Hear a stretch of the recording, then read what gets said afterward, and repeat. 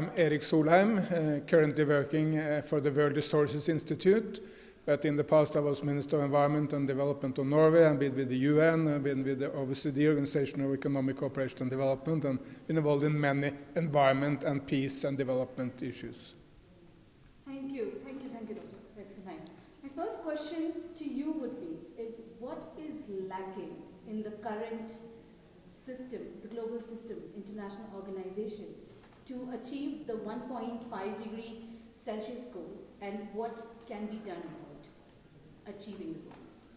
There is only one thing lacking: the most important raw material in the world, political leadership. If the political leaders step up to this issue and act, there is no way we will not be able to resolve this issue.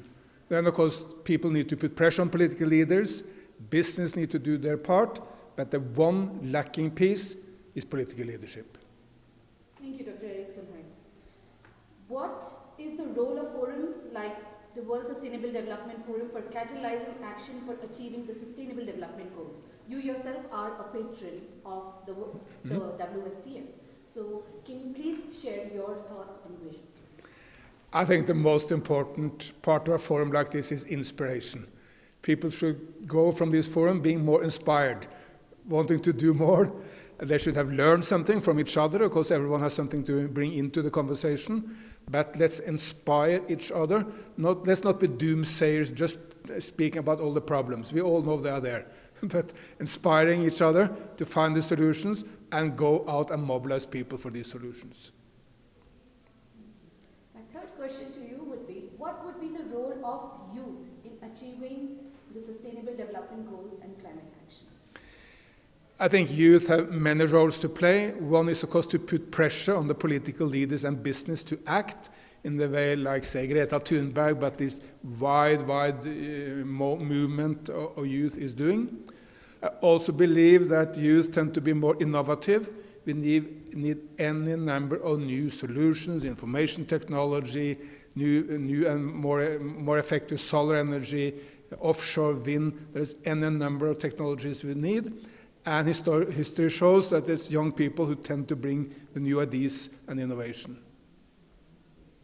My next question to you would be, do you think there is enough information, knowledge that is out there to allow opposition leaders, youth, other peer pressure groups to demand accountability, specifically with regard to businesses? I think business now, by and large, in the world is ahead of politics. Many businesses are much more active on climate change and environment than lead politicians. Microsoft, a big American company, just promised that not only they will be carbon positive by 2030, they will bring out all the carbon they have supplied to the environment in the past, so that they will compensate for the entire history of the company of Microsoft. One of the Chinese really top business leaders just went to Brazil. He told the Brazilian food processing industry that if they want to trade with China to supply to the Chinese market, they need to conserve the rainforest and do well for the environment. Otherwise, the Chinese will not really buy from Brazil. So these are just two examples from the United States and from China. Look to the fact that the value of Tesla, the electrical vehicle company, now is more than the value of any car company in the world except for Toyota, even if Tesla is hardly making any cars. Why is that? Well, the market believes that the future is with electrical vehicles. So overall, business is ahead of politics, doing more than political leaders, but of course, citizens need to put pressure on business and hold them to account, and tell those companies who do not behave, well, you do like the front runners. Thank you. From your conversation, yes, it is true that there are some enlightened leaders in the business sector. However, if we see the Fortune 500 companies list, 60% of them are not members of even UN Global Compact. So in a way, we are also seeing that majority of the large companies are still not adhering to global norms.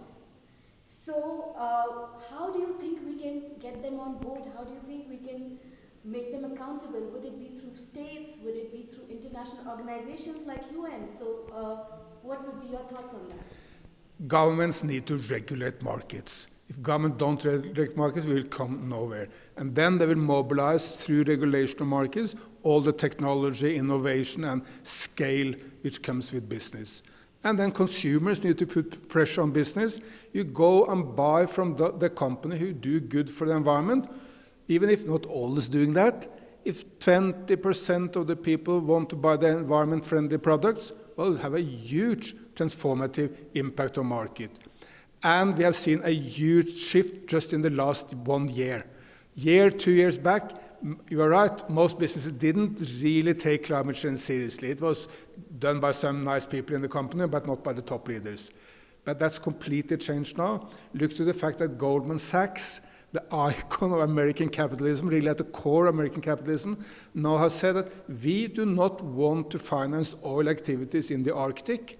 Well, most governments still go for oil activities in the Arctic, including my government, the Norwegian government. So Goldman Sachs is ahead of the Norwegian government when it comes to protecting Arctic from very dangerous oil exploitation.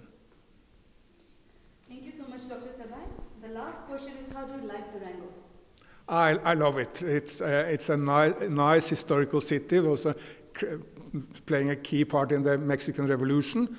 And of course, it's very, very beautiful with forests and with rivers, so beautiful that a huge number of Westerns are shot right here in Durango.